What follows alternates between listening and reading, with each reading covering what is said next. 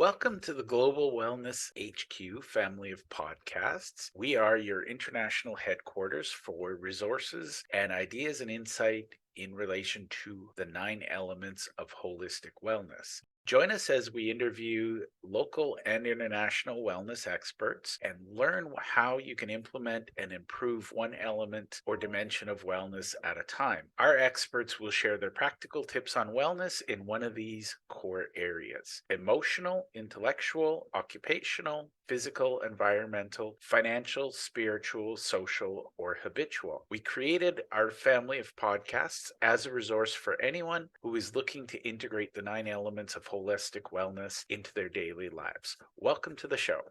The Global Wellness HQ family of podcasts is proudly sponsored by the Global Wellness HQ community. It's an online membership group where we meet, we share ideas, we share insights, and we all work together and help one another discover our own personal wellness journeys. If you'd like to join us, you can easily click the link below or scan the QR code, and we love hearing your stories. So we hope to see you in the community. Hi, everyone. Welcome to the show. I'm really excited. This is going to be a first. We have the dynamic duo, the husband and wife team of Robert and Noelle Peterson. Welcome to the show.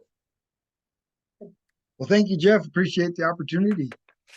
All right. Well, I'm going to start with the very hard question. Tell my listeners who you are and what you do for your clients. So, Robert and Noelle Peterson, we're coaches. We help entrepreneurs live their dream and get out of whatever funk that life's brought them into. We want them to enjoy what they're doing. Now, you talked about before we hit record, Mike McAllowitz, and Mike's mission is to end entrepreneurial poverty, and we've decided our mission is to end entrepreneurial unhappiness. I love both missions, and honestly, I think at the end of the day, entrepreneurs are going to solve the problems of the world because they're going to find a way to make that happen. I think it's nice to hear people. My mission is to end bad networking, so I think it's all about helping people. Now, let's start with, why do you do what you do? What makes you so passionate about helping entrepreneurs? So we spent 20 years in Christian ministry, and the majority of that was either as missionaries or working with missionaries. And our after we decided to start the company, we started it as a consulting firm and thought we'd work in corporate America and doing leadership and teamwork and communication and all those things that translate well out of ministry. And it turns out I didn't really like working with corporations very much. And so through networking, really identified with entrepreneurs. And as we sat and evaluated, what was working and what wasn't in the business, we just realized, entrepreneurs are basically missionaries. They're willing to do the thing that nobody else has done. They want to make an impact in the world. They want to do something different, and all those elements of independence and of course the negative side too of not being able to ask for help and feeling like they're alone, and some of those elements come into play. But the truth is, entrepreneurs are basically business missionaries, and so there are people, and it was just a much more natural fit, and really felt like, wow, this, I don't know how we missed this in the beginning, but this is the right place for us to be working.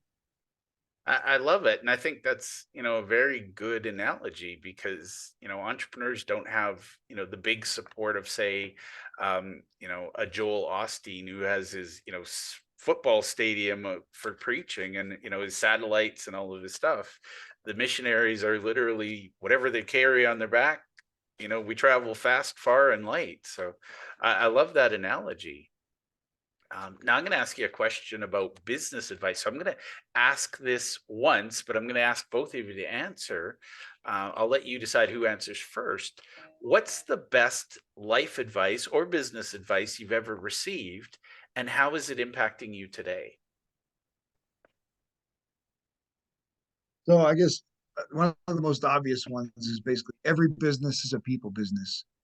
And so recognizing no matter what widget you sell, what service you provide, what thing you fix, ultimately you're doing all those things for people. And so people and relationships should be your highest priority. And I would say to the effect of treat others as good or better than you want to be treated yourself. And I worked in government work for 8.5 years. And as a leader, my strength was in uplifting those around me. So when you're leading or working in business or in life, if you can treat others better than you want to be treated, they're gonna know, like, and trust you. And that's where the joy comes. That's where your clients come. That's where it all just is going to flow.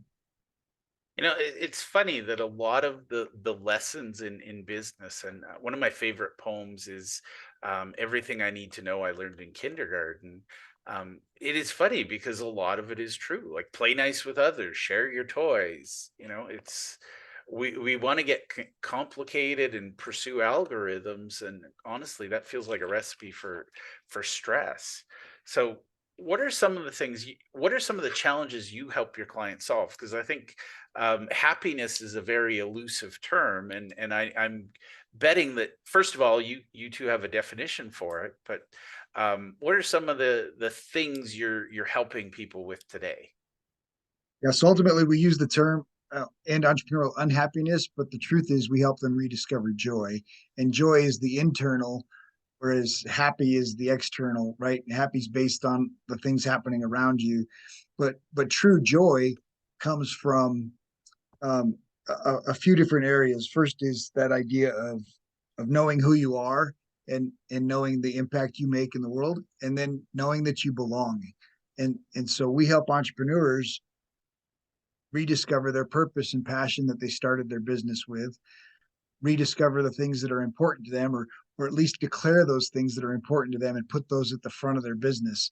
You know, you and I talked a little bit about family before we got started, and the value that you put on family and the value that you put on relationships over other business people that put their business first. And I think a lot of entrepreneurs want their family to be a priority, but sometimes the business takes over and becomes this job that I just got to make some more money. I just got to make more money. And I put this dream off onto the horizon of someday. Well, we help them pull that back to the center, and let's design your business around the life that you really want, the things that really matter. And then you're living out your daily life in your business, filling yourself with joy because you're protecting the things that really matter most.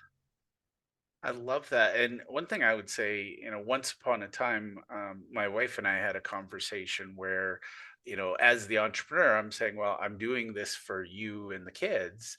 And her response literally ripped my heart out. It doesn't seem like it because you're never home. And at that moment, I went, holy crap, I'm totally on the wrong path because, I thought everybody has to build an empire, everybody has to build this big, organization. And I just wanted a lifestyle business where I made enough to keep the lights on, but my priority was always going to be my wife and kids.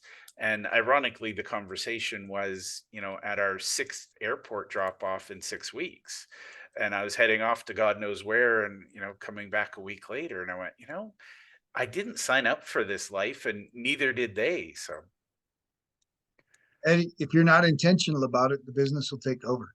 And so we help entrepreneurs be intentional about the things that bring them joy and the relationships that really matter. And let's build the business to honor those, and build the business that you really want, rather than let the world tell you what your business should look like. I love it. Now we are going to go on a tangent, so my listeners are used to that. Um, you and we connected through a mutual friend, Janine Bolin. Um, what she wanted us to connect because you have a podcast. So if you don't mind, I want to talk about your podcast for just a second. For the listeners, this is unrehearsed, so if they have to think for a second, give them time. First of all, what is your podcast called, and what's it about, and how can people find it? So it's called Add Value, and the number two entrepreneurs. So Add Value to Entrepreneurs.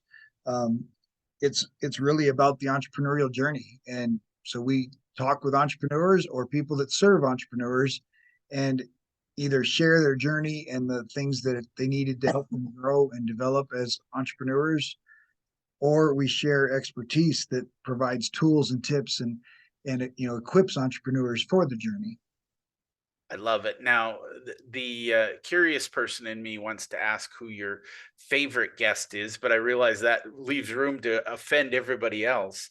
What was one guest that really surprised you, just in terms of, they brought something completely unique that you hadn't expected? I mean, I think I'm surprised by a lot of my guests. I find out that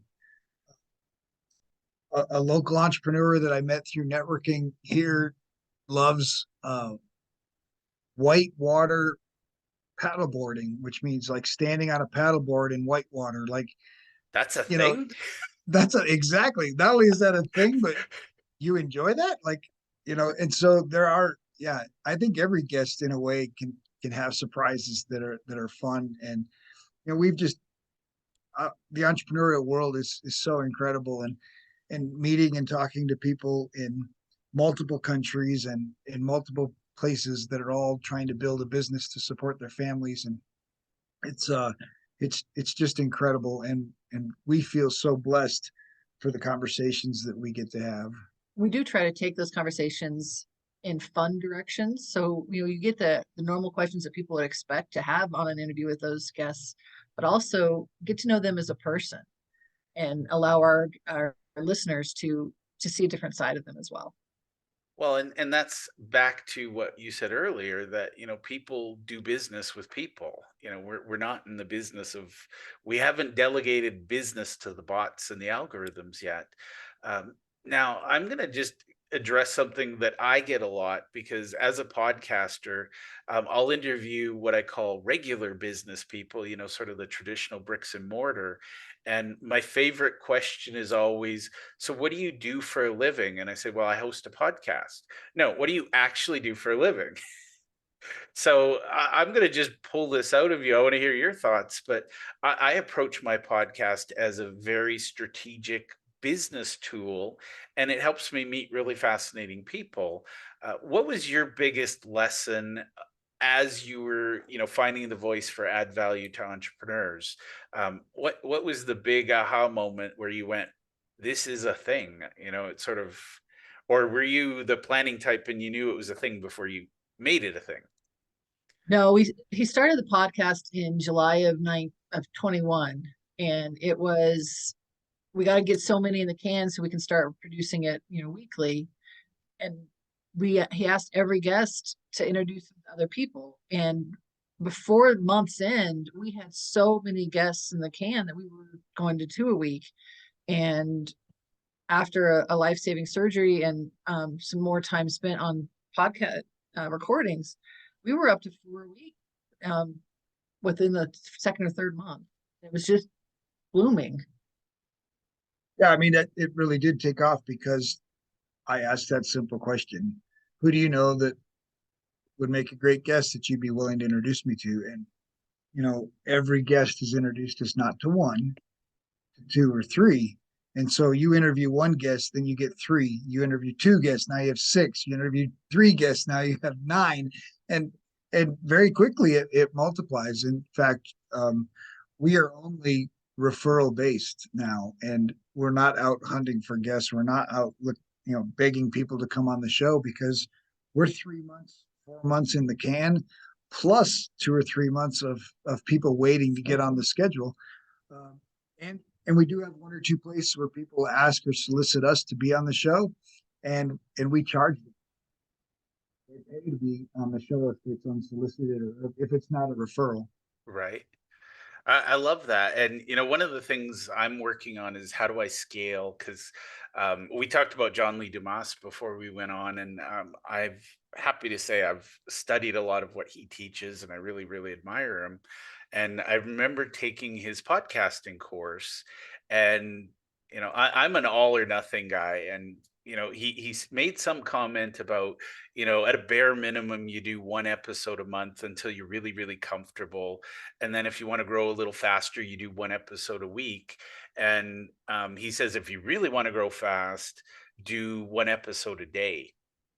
And so I immediately jumped in. I do 4 to 5 a day. And I don't recommend that for most people. I have a team and I have a system in place. But one of the things I'm now doing, I have one, it's a golf themed one. We're doing guest foursomes. Nice. And this was my aha moment. And, partly it was inspired by Janine, and partly it was me being punny and thinking about golf. But the idea was, I'm going to introduce my guests to the next and the past guest anyways. So what if I brought them together and I had a panel, and, it wasn't quite as serious and we had a little more fun. Um, it adds value to our communities, and it also makes it much more, we start to get into exponential, not multiplication. So I just wanted to share that with the two of you, because I hear a lot of podcasters, they talk about, oh, I'm booking out 3 months. um, I just do as many shows a day as I can. And if I release, I'm a weirdo. If I release 10 episodes on a Friday, I know I'll release another episode on Monday. Like, I'm not never worried about content. But it's great because I can introduce more people to more people. So Yeah, for us it was the consistency. We were going to make sure we followed a plan, and we released them at 8 o'clock every morning, and we had a plan. We've actually cut down to two a week now, not because of guests or because of lack of content, but actually based on the statistic. The average person listens to 7 podcasts, and they listen, or 5 to 7 podcasts, and they listen for about 6 hours a week. Well, if I'm putting out 5 hours a week of content, then I'm expecting my audience to only listen to my show.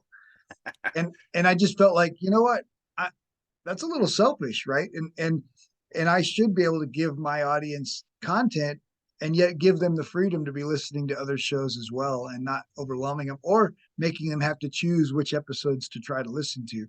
And so we've not only cut down the number per week, we went from an hour show to about a 45-minute show. On top of that, also, it's our time. Our goal, our desire is to coach people, and he thrives in coaching and helping people, in the moment. And he can't spend time on Zoom calls or in person coaching people if he's recording. yeah. So it was our time, and a balance between the two. Well, and full disclosure, I love coaching, but it turns out I love podcasting more. So I now have friends and partners where somebody needs a coach. Okay. I'm literally the gateway to them. And yeah, there's a real, people don't recognize it. It's not, oh, here's a 20-minute podcast. It took you 20 minutes. No, no, no. Right. Well, the amount of time that we spend just in social and in, and we don't edit videos. But we still have to add the intro. You still have to add the outro. You still have to, we do cut clips for social. So there is a process that the team does have to do. And it does take some time. And that time investment was also part of our consideration. There's three of us. Is where is that time for our team? And we're a small team. There's only three of us, but are we using that time to the best, for the sake of the business growth, for the sake of our audience, and how are we serving our audience in what we're producing? And so we definitely recognize, if I add another show, we're going to do a live, and it'll only be, it'll have its own little artwork at the beginning, and then goes live, and then as soon as you hit stop, it's done, and there's no post-production or other elements. Still posted up on all the podcast channels in the same way. And so I think there are some pretty cool benefits to the live option. We've dabbled in trying to get that back on the schedule. Well, I think live is really good for a lot of people. We're getting to that, back in the day, people wanted that, studio quality production. And now it's just people want to have a little entertainment, a little education, and, a couple action items they can take away. And I can't remember who, but somebody has, I can't remember the title, but it's like 3-minute podcast. And it's like, one problem, one expert, one solution. And it's something people can implement in 2 minutes. And I'm like, that is a fascinating idea, but it's also, you really got to practice that because Yeah, there's somebody on the Need a Guest website that's looking for 1 minute podcasts. I'm like, how does that work?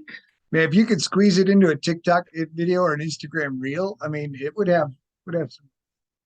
I'd much rather take a big piece of content like our 45-minute show and cut 2 reels out of it and use those to promote it, but yet at the same time have those little shorts be adding value. yeah. And I think that's if I can say that, I'd like the value of the shorts. I like putting out the simple things. But for me, it's about getting to know the guests. I would not want to rush, I don't want to sound like a weirdo, but I would not just want to spend 3 minutes and say, okay, Robert, go. Okay, Oh, right. stopwatch, stop talking. Noelle, you get 3 minutes. Like it feels a little transactional almost, but I mean, I can see the value of it. Yeah, and I think we both all three agree that life's more about connections, and we Yeah. need to know the person, get to know them, and build those relationships, and be able to move on and grow in each of our lives. Yeah. Yeah, our And show absolutely connection is first. yeah. And what I like is when you make a good connection, you're thinking and saying, okay, here's somebody you need to meet. You build that relationship every time you're doing that. Whereas, I mean, honestly, if I had 3-minute podcasts, I don't think my brain would handle the volume. Like it would just, at some point, the little hamster would go, okay, I'm out. I agree. All right. Well, let's come back to some questions. So we talked about podcasting. The reason I went on that tangent for my listeners is I want everybody to understand that podcasting is something that can be fun, but you need to have that objective of why are you doing it? Robert is not doing it to replace his coaching. He's doing it to add value to his coaching clients. I'm doing it just because I'm a huge nerd and I love to learn things. So all right. Is there anything about podcasting that you'd like to add just before we move on to general business again? I mean, I think the number one thing is consistency. No matter what you choose to do, make sure you can back it up and you can keep on doing it. And so that means releasing, like you said, once a month, once a week, once a day, if whatever you decide. And that's not to say that you can't adjust it, but you've got to honor it for a period of time because people get used to, it's kind of like when we were kids growing up, we watched a certain TV show and you knew when that TV show was on and you switched to the channel when that TV show was on. And if your guests that or your listeners go to find a new episode and it's not there when they're driving to work, it's not there when they're going to lunch and they expect it to be there, they're going to find another show. And there's plenty of other options out there. And so consistency, just doing what you're going to do and sticking with it is really what people, is what's going to give people the best chance to find you. Well, and I love that analogy because it reminds me as a kid. I mean, you literally rearranged your life around your favorite show because there was no recording it to watch it later. There was no, oh, I'll stream it or I'll binge watch at the end. You missed an episode. The next day, somebody told you what you missed. Right. And that was the only way you knew because you couldn't go back. And I remember the days of previously on. But I think that's a great lesson, is that consistency. And I would echo that to real business. Whatever it is you do, your customers want consistency. And it builds up your integrity. I love that. Now, I like to share some mistakes that you're seeing because I think entrepreneurs, they're so busy. And you mentioned something about, being on their own, they're the missionary out in the wild. What are some of the biggest mistakes? I usually say 3, but I'm happy with mistakes that you see people making that's adding to that unhappiness. And the first thing that comes to mind to me is the story you tell yourself. And we work a lot with limiting beliefs and just I call it the malware, the things that we were trained as a kid and programmed into our brains that isn't necessarily, it may or may not be true, but it's not helping you. And so one of the things that we like to do and talk about is being the coach on the outside of the box, reading the instructions to help you see what's really going on. And we often get our feedback from other people. You get your criticism and your praise from others, and that builds us up and tears us down at the same time, what you're hearing. So you have to be careful about who you're around, but that if we can't find good people to reflect the mirror on our good things, we don't see them. And how can we grow and learn if we can't trust those and get that feedback from others around us? Well, I think one of the biggest challenges in coaching and even like going to events, and we've talked about Tony and John Lee and some of those that speak, I think, is the I know syndrome. So you're sitting there listening and you're like, oh yeah, I know that. Yeah. Because you've heard it 100 times, right? You've heard all these things before. And the minute your brain says, oh yeah, we know that, right? You're taking notes and you're doing all these things. And the minute your brain says, oh yeah, we know that, guess what happens? Your brain shuts down and says, well, we already know that. We've Yep. never applied it. We've never done anything with it. We've never made a change in our business because of it. And so I think that, I know that stops that learning opportunity. And so being open-minded to even the things but you haven't applied yet. I love both of your insights because I think, I tell people as a coach, I trip on the obvious that you take for granted because I'm going to walk in and go, what is this? And it's that weird painting in the foyer that everybody walks by and eventually you stop seeing. And it's like, what is this? And I think sometimes people need to be reminded of the obvious. And Noelle, your comment about malware, I laugh inside, but the reality is that's exactly, a friend of mine teaches a business reboot. And I think that's the thing. We get all this programming that, at one point served us, but now as adults, we're looking at it and, somebody has an irrational fear of cats. How does that serve you today? And can you let that go? So I love people who work on mindset. If I may be honest and admit something, I'm a very practical person, and if I need to fix something, I just fix it. And as a coach, I was like, I'm not getting into that mindset crap. I'm not going to waste my time, because people are smart enough; they know that's what's broken, and they'll fix it. And man, did I learn lessons there, because that mindset crap is literally everything and anything. And if you don't solve the mindset, well, none of the tools in the world matter. So, Well, then the other piece is like what you mentioned, that conversation with your wife. And you think you're building this business to help your family and to help her, and they don't feel like it. And I think we get caught in unintentional, right? Living by default, allowing the business to start to run our lives, allowing the business to, and not even the business we wanted, right? It's the business that we think the world wants. And, yeah. and we're not saying any of these things out loud. We're just doing it, right? We're going through the motions of building a business, building the business, building the business. Whoo, more money is going to help the family. This is going great. And then you realize, oh, wait, this isn't what I started it for, Yeah. right? And so we can unintentionally fall into that default if we're not intentional. And so you need to be intentional about what matters. You need to be intentional about what the impact you want to make in the world is. And then you need to always check in on it, right? If it's the wife and kids that you're building the business for, are you asking them what they want? Yeah. Right? How intentional are you being in what you're building? And I think a lot of times we feel like we're doing the right thing, we're doing what everyone expects, but are we doing what we really intended to do? And that is a deep statement, and I think people need to stop and, I ask them, what's your North Star? Because, if you're don't have a North Star, you're chasing every shiny object, and it's amazing how many squirrels you can run down and chase in business.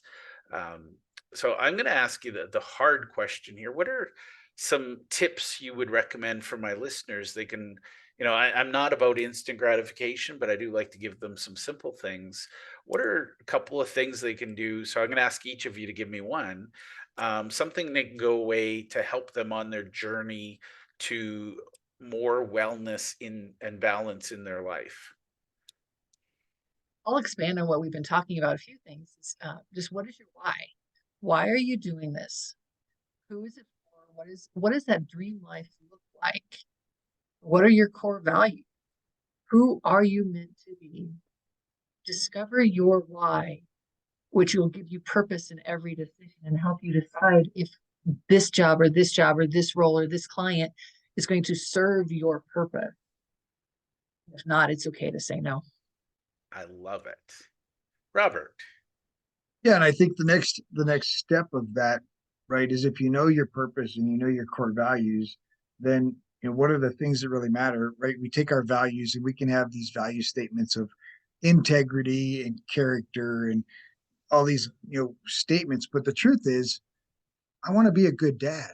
I want to take care of my kids. I want to leave my kids a legacy. What does that look like, right? What is it that you're actually trying to build or trying to create? and and then let's look at your business. Well, how can your business support this? Maybe it's, I want to take a 1 month vacation with my kids and take them travel internationally, right? We need the details in there. We need a plan. And when you put that plan down and you start aligning your purpose with the things that matter most to you, and you're empowering yourself to A, really love your business, but B, love your life that you're creating around it. And Awesome. add a small story. When you're building that dream, when you're envisioning what your life is like, be very specific. My example is pretty quick. I had asked 5 years ago to be a stay-at-home grandma. I was currently working at the state of Colorado, and then COVID hit. I immediately became a stay-at-home grandma, but I still had the job. You gotta be specific. Technically, you were at home. I get it. Yep. I'm a work from home dad, and sometimes you lose sight of the fact that there's office hours and there's family hours. And I think with COVID, we just smushed all of those lines and said, guess what? On 24/7, go. Some things, yeah. I Well, you love can it. imagine how hard that was. I mean, for the kids too. Like, hey, grandma's here or dad's here, and but we still can't play with him. Like, wait, that doesn't make any sense. Yeah. I remember once seeing the look of shock and disappointment on my son's face because he was excited about something and he wanted to come show me, and he saw I was on a call, and he was shocked because I said, "Excuse me," and I paused the call and I gave him my undivided attention, and I was like, clearly I don't do that enough, because he was just ecstatic but shocked. So Nice. it's good to teach them lessons. Now, you two are fun. I could talk to you for hours, but I want to be respectful of your time and for my listeners.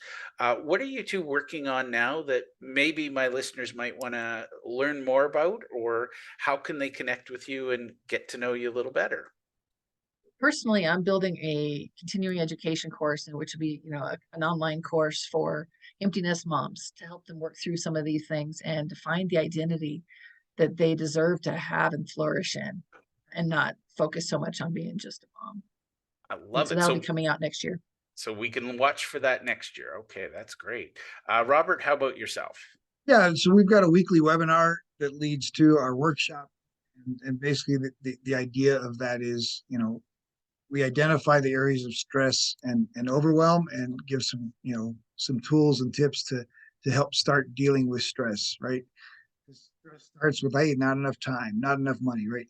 How many people you talk to, just not enough time? Well, if you don't have enough time, it's because you're not being intentional about how you're living.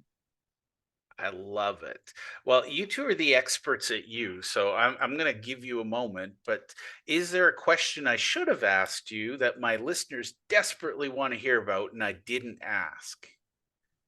And what comes to mind to me is personality and perspective of a couple. So when we coach, we've got a male and a female perspective, but also two widely different personalities.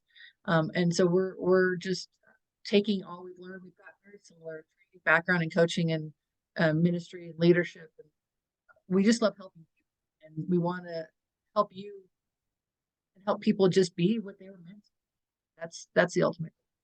I love it. Robert, what about you?